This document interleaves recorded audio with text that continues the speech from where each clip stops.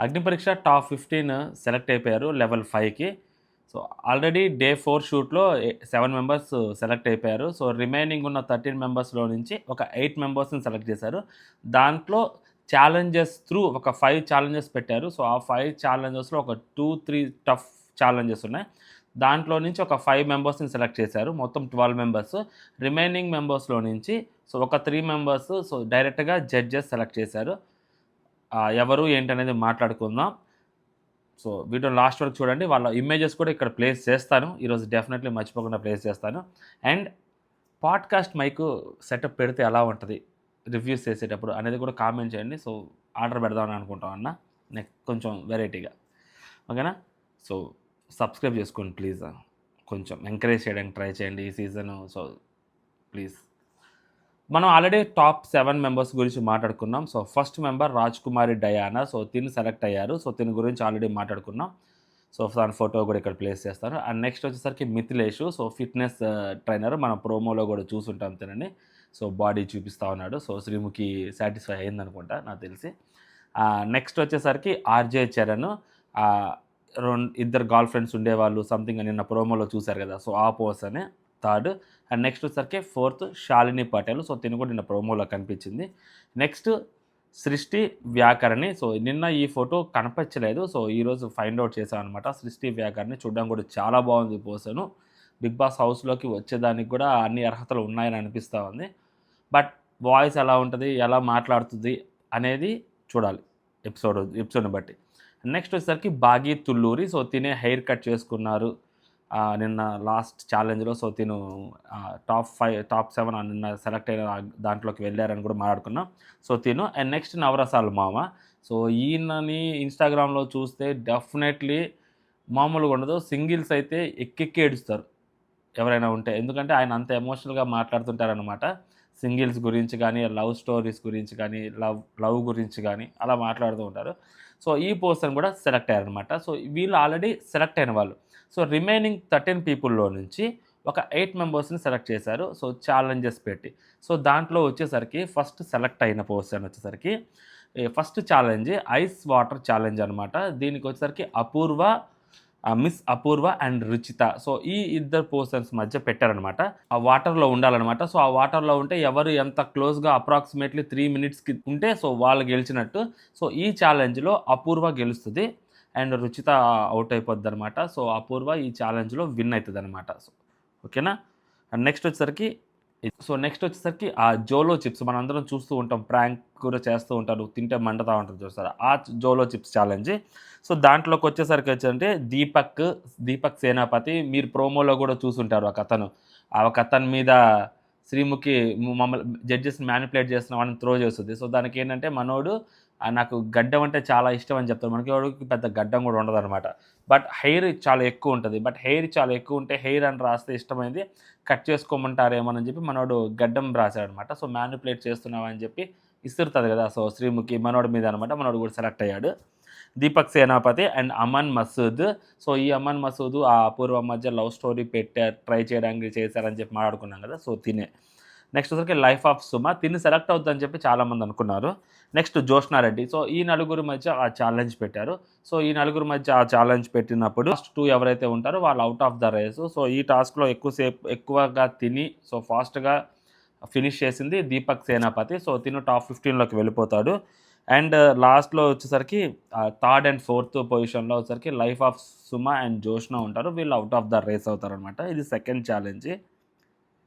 And ఈ టాస్క్‌లో second Aman Masood వస్తారనమాట. అమన్ మసూద్ ఈ టాస్క్‌లో సెకండ్ రావటం అనేది తనకి చాలా ప్లస్ అయిందనమాట. అది ఎందుకనేది ముందు మీకు చెప్తా. ఎక్స్ కంటెస్టెంట్స్ వచ్చారు కదా! సో కళ్యాణ్, మర్యాద, మనీష్ అండ్ ప్రియా వీళ్ళొచ్చి ఛాలెంజెస్ కూడా పెట్టారు వీళ్ళకి. ఇది చాలా టఫెస్ట్ డేర్. సో ఇది చాలా కష్టం ఎవరికైనా గానీ. అది బిగ్ బాస్ హౌస్‌లో కూడా కొంచెం కష్టంగానే ఉంటది. అగ్ని పరీక్ష కాబట్టి సో దీన్ని నెక్స్ట్ లెవెల్‌కి తీసుకెళ్ళాలి. టాప్ 15లోకి వెళ్ళాలి అంటే సో ఈ మాత్రం కష్టం పడాలి అని అనుకున్నారేమో. సో చాలా గట్టిగా పెట్టారు. సో ఇది రోహిత్ నాయుడు, గాయత్రి వర్సెస్ జ్యోష్నారెడ్డి. సో వీళ్ళ ముగ్గురికి పెట్టారు. సో ఈ టాస్క్‌లో బాడీ మీద బట్టల క్లిప్స్ ఉంటాయి గదా! చాలా కష్టం అండి అవి. అవి చాలా గట్టి క్లిప్స్. సో అవి అంటించుకోమని చెప్పారంట. సో గాయత్రి ఒక 5 క్లిప్స్ పెట్టుకొని సో తను తను డిస్క్వాలిఫై అయిపోయారంట ఈ టాస్క్ నుంచి. అయినా కూడా తను టాప్ 15లోకి వచ్చారు. ఎలా వచ్చారనేది మాట్లాడుకుందాం. నెక్స్ట్ వచ్చరికి Joshna Reddy. So 70 clips. So తిను 5 క్లిప్స్ మాత్రమే పెట్టుకున్నారు గాయత్రి. జోష్నా రెడ్డి 70 క్లిప్స్ పెట్టుకున్నారు. బట్ తిను సెలెక్ట్ అవ్వలేదన్నమాట. నెక్స్ట్ వచ్చరికి రోహిత్ నాయుడు 110 క్లిప్స్ పెట్టుకున్నారు. మనో టాప్ 15కి వెళ్ళిపోయాడు. మీరు ఆలోచించండి, 70 క్లిప్స్ ఒంటి మీద పెట్టుకోవడం అంటే అసలు ఎలా ఉంటుందో ఆలోచించండి. ఒళ్ళంతా కందిపోయి ఉంటుంది. సో చాలా టఫెస్ట్ ఛాలెంజ్ ఇది. సో ఎవరైతే ఈ ఛాలెంజ్ని ఫేస్ చేసి లోపలికి వెళ్తారో డెఫినెట్లీ వాళ్ళకి అది పే ఆఫ్ లాగే ఉంటుంది. బట్ జోష్నా రెడ్డి గారు ఈ టాస్క్ తర్వాత ఆ తర్వాత సో ఎలిమినేట్ అవ్వడం అనేది 70 క్లిప్స్ పెట్టుకొని కూడా కొంచెం. నెక్స్ట్ వచ్చేసరికి నోస్ రింగ్. సో మన భిక్షు యాదవ్ ఉంటుంది కదా సై సినిమాలో, ఇట్లా ముక్కలు పెట్టుకొని లాగుతారు. సో ఆ టాస్క్ అనమాట. సో ఈ టాస్క్లోకి వచ్చేసరికి ఓన్లీ ఫర్ జెంట్స్ అనమాట. దీంట్లో దీపక్ సేనాపతి, హేమంత్, నెక్స్ట్ వచ్చేసరికి రోహిత్, అమను. సో వీళ్ళ నలుగురు వస్తారు. అండ్ హేమంత్ ఓకే అంటే పెద్ద క్లిప్ పెడతామని చెప్పారు. అంటే పెద్ద ముక్కెర బర్రెలకి పెడతారు చూసారా, పెద్దది రౌండ్ది, అంత పెద్దది. సో అది పెడతామని చెప్పారు. సై సినిమాలో మీరు చూసింటే గుర్తుంటుంది. అలాంటిదైనప్పుడు ముగ్గురు వెనక్కి వెళ్ళారనమాట. సో హేమంత్ ఒక్కడే ముందుకు వచ్చున్నాడు. సో హేమంత్ ఒక్కడే ముందుకు వచ్చినప్పుడు సో మేము అంత పెద్దది పెడతామని మీరు ఎలా అనుకున్నారని చెప్పి జడ్జెస్ కొంచెం మానవత్వం చూపించారు. కొద్దిపాటి మానవత్వం చూపించచ్చారు. కాబట్టి చూపించిన తర్వాత హేమంత్ అనే వ్యక్తికి చిన్న రింగ్ పెట్టారు. అండ్ తను టాప్ 15లోకి వెళ్ళిపోయాడు అనమాట. నెక్స్ట్ వచ్చేసరికి లేడీస్కి ఈ singer Jhansi versus anchor Priya. So ఈ యాంకర్ ప్రియా మంచి టాకటివ్ అమ్మాయి. సో వీళ్ళిద్దరి మధ్య కూడా ఒక ఛాలెంజ్ పెడతారు. ఇది కూడా చాలా toughest challenge. Like last clips challenge ఎలా ఉందో సో దానికంటే కొంచెం గట్టి ఛాలెంజ్ అనుకోవచ్చు. ఆ చేతులకి అలా కాళ్ళకి చేతులకి ఆ కప్స్ పెడతారనమాట. సో కప్స్ పెట్టి బ్లడ్ సర్క్యులేషన్ ఆపేస్తారు. సో బ్లడ్ సర్క్యులేషన్ ఆపేసేలాగా చేస్తారనమాట. హ్యాండ్స్కి కరెంట్ షాక్ ఇస్తూ ఉంటారు. ఈ గ్యాప్లో ఒక దాంట్లోంచి ఒక దాంట్లోకి వాటర్ ట్రాన్స్ఫర్ చేయాలన్నమాట. సో ఈ టాస్క్ ఇలా చాలా కష్టంగానే జరిగిందని చెప్పి తెలుస్తుంది. అలాంటి రుచిత అనే పర్సన్తో జరగాలి. బట్ తను కొంచెం అన్కంఫర్టబుల్ ఫీల్ అయిందని చెప్పి సో యాంకర్ ప్రియా తోటి ఆ సింగర్ ఝాన్సీకి టాస్క్ పెడతారనమాట. శ్రీముఖి గారు ఏదో సంథింగ్ మాట్లాడారు, ఏదో ఒక మాట అనేసారు రుచిత గారిని. మరి అలాంటప్పుడు ఎందుకు వచ్చావో, టాస్క్లు ఆడకపోతే వెళ్ళిపోయి కూర్చోపో అని కొంచెం కసురుకున్నారు అన్నట్టు చెప్పారు. ఎండ్ ఆఫ్ ద డే టాస్క్లు ఆడడానికి వచ్చినప్పుడు నేను ఇది ఆడలేను అది ఆడలేను చెప్పలేరు కదా. సో డెఫినెట్లీ ఆడాలి. ఎందుకంటే బిగ్ బాస్ హౌస్లోకి సెలబ్రిటీస్ వెళ్ళిన తర్వాత కూడా నేను అది ఆడలేను ఇది ఆడలేనంటే నాగార్జున గారు కూడా సేమ్ ఇలాగే వేసుకుంటారు. సెలబ్రిటీస్ అని చెప్పి ఏం కామ్ ఉండరు. ఆడలేనప్పుడు ఎందుకు వచ్చావు హౌస్లో కానీ నాగార్జున కూడా అడుగుతారు. సో కాబట్టి ఇక్కడ శ్రీముఖి అడగటంలో నాకేం తప్పుగా ఏం అనిపించలేదు. సో మరి ఎపిసోడ్ చూసిన తర్వాత ఏ రేంజ్లో అన్నారనేది మనం ఇంకా గట్టిగా మాట్లాడుకుందాం. ఈ టాస్క్లో సింగర్ ఝాన్సీ గెలిచారు. ఎందుకు తెలుసా, తను చాలా కష్టపడతారు. సో తను చెప్పిన దాని ప్రకారం తను గ్రూప్స్కి ప్రిపేర్ అవుతూ ఉంటుంది. మనం ప్రోమోలో కూడా చూస్తుంటాం. వ్యవసాయం కూడా చేస్తుంటుంది. వ్యవసాయం చేస్తున్న ఒక లేడీ ఎంత గట్టిగా ఉంటారో మీరు ఆలోచించండి. సో జెంట్స్ కానీ లేడీస్ కానీ వ్యవసాయం చేస్తున్నారంటే మామూలు విషయం కాదు, అసలు దూల తీరిపోద్ది. మరి అలాంటి వాళ్ళు ఎంత స్ట్రాంగ్గా ఉంటారో, వాళ్ళకి ఎంత స్ట్రెంగ్త్ ఉంటుందో ఆలోచించండి. సో ఈ పర్సన్ ఈ టాస్క్ ఆడి గెలిచింది అంటే ఖచ్చితంగా గెలుస్తుందని కూడా మనం చూస్తే మనకు అర్థమైపోద్ది అనమాట. ఎందుకంటే వ్యవసాయం చేస్తున్న వాళ్ళు కొంచెం స్ట్రాంగ్ ఉంటారు కాబట్టి. ఓవరాల్గా ఒక 5 మెంబర్స్ని సెలెక్ట్ చేశారు. 5 టాస్కుల్లోంచి దీపక్ సేన్ అనే ఒక టాస్క్లో, అండ్ నెక్స్ట్ వచ్చేసరికి సింగర్ ఝాన్సీ ఒక టాస్క్లో, అండ్ నెక్స్ట్ వచ్చేసరికి హేమంత్ ఒక టాస్క్లో 3, అండ్ నెక్స్ట్ వచ్చేసరికి రోహిత్ నాయుడు ఒక టాస్క్లో, అపూర్వ ఒక టాస్క్. సో ఇలాగ ఒక 5 మెంబర్స్ని సెలెక్ట్ చేసేసారు. సెలెక్ట్ చేసిన తర్వాత రిమైనింగ్ 7 పీపుల్ ఉంటారు కదా. సో ఆ 7 పీపుల్లో నుంచి జడ్జెస్ ఒక 3 మెంబర్స్, అంటే ఆల్రెడీ ఒక 7 పీపుల్, ఇప్పుడు ఒక 5 పీపుల్, టోటల్ 12 మెంబర్స్, ఇంకొక 3 మెంబర్స్ ఉన్నారు. సో ఈ 3 మెంబర్స్లో నుంచి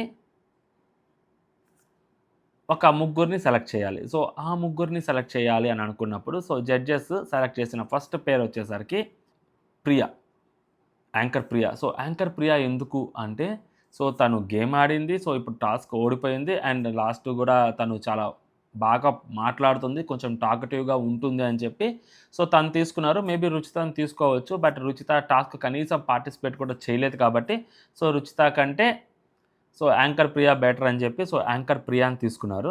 అండ్ నెక్స్ట్ వచ్చేసరికి అమన్ మసూద్ను కూడా తీసుకున్నారు. అమన్ మసూద్ని ఎందుకు తీసుకున్నారంటే సో టఫ్ ఫైట్ ఇచ్చాడు. దట్టు ఒక టాస్క్లో సెకండ్ పొజిషన్లో కూడా ఉంటాడు. సో కాబట్టి అమన్ మసూద్‌ని కూడా తీసుకున్నారు. అండ్ మూడో నేమ్ వచ్చేసరికి ఇక్కడ కొంచెం కాన్ఫ్లిక్ట్ వస్తుంటది. మనం ఆల్రెడీ స్టార్టింగ్‌లో మాట్లాడుకున్నాం. Joshna Reddy. So 70 clips. So తన బాడీకి స్టిక్ చేసుకుంది. గాయత్రి జస్ట్ ఒక 5 క్లిప్స్ మాత్రమే తను బాడీకి పెట్టుకొని నా వల్ల కాలేదనింది. సో ఇక్కడ రుచిత గివ్ అప్ ఇచ్చేసిందని చెప్పి మరి యాంకర్ ప్రియాని కంపేర్ చేస్తూ యాంకర్ ప్రియాని సెలెక్ట్ చేసుకున్నప్పుడు మరి అక్కడ కూడా గాయత్రి అనే పర్సన్ కూడా గివ్ అప్ ఇచ్చేశారు అని చెప్పి, అంటే 5 క్లిప్సే పెట్టుకున్నారని చెప్పి తెలుస్తుంది కాబట్టి యాజ్ పర్ ద అప్డేట్. మరి జోష్నా గారు 70 క్లిప్స్ అబోవ్ పెట్టుకున్నారు అన్నప్పుడు మరి జోష్నా గారిని సెలెక్ట్ చేయకుండా మరి గాయత్రి గారిని ఎందుకు సెలెక్ట్ చేశారు అంటే, సో తెలుస్తుంది దాని ప్రకారం గాయత్రి గారు చూడడానికి చాలా బాగుంటారు అని చెప్పి తెలుస్తుంది. అండ్ కొంచెం బాగానే మాట్లాడారని చెప్పి కూడా తెలుస్తుంది. ఏ బేసిస్ మీద సెలెక్ట్ చేశారో కానీ సో గాయత్రి గారిని సెలెక్ట్ చేశారు అండ్ జోష్నా గారిని రిజెక్ట్ చేశారు. సేమ్ మన లైఫ్ ఆఫ్ సుమ గారు. సో వీళ్ళందరూ కూడా ఎలిమినేట్ అయిపోయారు. మెయిన్ థింగ్, సో ఎవరైతే హౌస్‌లో ఉంటారు, డెఫినెట్లీ బిగ్ బాస్‌లోకి కూడా వస్తారు, అందుకే పిలిపిచ్చారు అని ఎస్పెషల్ నేనైతే అనుకున్నాను. సో అలాంటి పర్సన్ కూడా ఎలిమినేట్ చేశారు ఫుటా. జపాన్ నుంచి వచ్చాడు పాపం మనోడు. మరి తన ఓన్‌గా వచ్చాడా? లేకుంటే వీళ్ళు ఒక మాటిచ్చి నువ్వు డెఫినెట్‌లీ బిగ్ బాస్ హౌస్‌లోకి తీసుకుంటామని చెప్పి పిలిపిచ్చి తీసుకోలేదో మనకు తెలీదు. పిలిపిచ్చి తీసుకోలేకపోతే మనోడు రచ్చ రచ్చ చేస్తాడు ఇన్ ఫ్యూచర్. సో మేబీ అలా అయ్యుండదు. సో లైక్ అంటే నీ ఓన్‌గానే నువ్వు రా, ఒకవేళ సెలెక్ట్ చేస్తే సెలెక్ట్ చేస్తాము, లేదంటే లేదు అని కూడా చెప్పునుండొచ్చు. So end of the day మనోడు అట్ ఓన్ రిస్క్ వచ్చుండుంటాడు. సో సెలెక్ట్ అవ్వలేదు. అండ్ సెలెక్ట్ అవ్వకపోవడానికి మెయిన్ రీజన్ తెలుగు రాదబ్బా. సో ఇప్పుడు ఆ తెలుగు రాని పర్సన్‌ని బిగ్ బాస్ హౌస్‌లోకి తీసుకుంటే మొత్తం ఇంగ్లీషే మాట్లాడాలి అతనితోటి. సో తెలుగు చాలా తక్కువ. అండ్ తను నామినేషన్ చేయాలి అనుకున్నప్పుడు కూడా సో తెలుగులో చాలా కష్టం తను మాట్లాడడం. సో డెఫినెట్‌లీ అది తమాషాగా వచ్చుద్ది. అంత సీరియస్‌నెస్ కూడా రాదు. End of the day so స్టార్టింగ్‌లో యావర్ కూడా అలాగే మాట్లాడేవాడు 7th సీజన్‌లో మనం చూసుంటే. అండ్ యావర్‌కి ఎంతో కొంచెం తెలుగైనా వస్తది. బట్ ఇంత ఫ్లూయెంట్ తెలుగు కొంచెం, కాకపోతే కొంచెం అన్నా గానీ సో ఫుటాకి రావాలంటే కొంచెం కష్టమైతది. మీరు ఇవన్నీ ఆలోచిస్తే మనం ఇవేమి ఆలోచించకుండా బిగ్ బాస్ టీమ్ తీసుకుంటారు అని మనం అనుకోవచ్చు. ఎందుకంటే తెలుగు రాని వాళ్ళని చాలామంది తీసుకుంటారు. లాస్ట్ సీజన్‌లో కూడా తీసుకున్నారు. 7th సీజన్‌లో కూడా కిరణ్ గారిని తీసుకున్నారు. ఫస్ట్ వీక్ ఎలిమినేట్ అయిపోయారు. మన దాంట్లో ఆశా షైనీ గారిని తీసుకున్నారు మొన్న సీజన్‌లో. సో ఇలా తీసుకునే వాళ్ళు కూడా ఉంటారు. But end of the day so ఫుటాని తీసుకోకపోవటమే బెటర్. ఎందుకంటే తను వేరే దేశం నుంచి వచ్చాడు. అక్కడ ఇండియన్స్‌కి దట్టు తెలుగు స్టేట్స్‌లో ఉన్న తెలుగు పీపుల్‌కి మాత్రమే ఆ అవకాశాలు ఉండాలి అని ఇది అగ్ని పరీక్ష పెట్టడం జరిగింది. ఎందుకంటే మన వాళ్ళ కోసం ఇది అగ్ని పరీక్ష. సో ఇప్పటికి కూడా ఒకళ్ళు ఇద్దరు నార్త్ ఇండియన్స్ ఉన్నారు. కొంచెం తెలుగు రాని వాళ్ళు, తెలుగు సరిగ్గా మాట్లాడటం చేతగాని వాళ్ళు కూడా ఉన్నట్టున్నారు ఈ టాప్ 15లో. చూద్దాం ఎండ్ ఆఫ్ ద డే ఎవరు వెళ్తారో. లాస్ట్ సీజన్‌లో అయితే అందరూ ఫ్లూయెంట్‌గా తెలుగు వచ్చిన వాళ్ళే హౌస్‌లోకి వెళ్లారు. ఇప్పుడు కూడా అలాగే వెళ్తే బాగుంటది. ఎందుకంటే సో అవకాశాలు తెలుగు వాళ్ళకి రావాలి. తెలుగు వాళ్ళకి మాత్రమే ఈ అగ్ని పరీక్ష అనేది యూజ్ అవ్వాలి. సో వేరే స్టేట్స్‌లో కూడా వేరే లాంగ్వేజెస్‌లో కూడా ఈ అగ్ని పరీక్ష అనేది జరుగుతూ ఉంటుంది. సో కాబట్టి వాళ్ళు ఎవరి లాంగ్వేజెస్‌లో, ఎవరి స్టేట్స్‌లో వాళ్ళు అక్కడ ట్రై చేసుకోవచ్చు. ఇక్కడ ఓన్లీ సో తెలుగు పీపుల్‌కి మాత్రమే ఉండాలని చెప్పి నా స్ట్రాంగ్ ఫీలింగ్ అనమాట.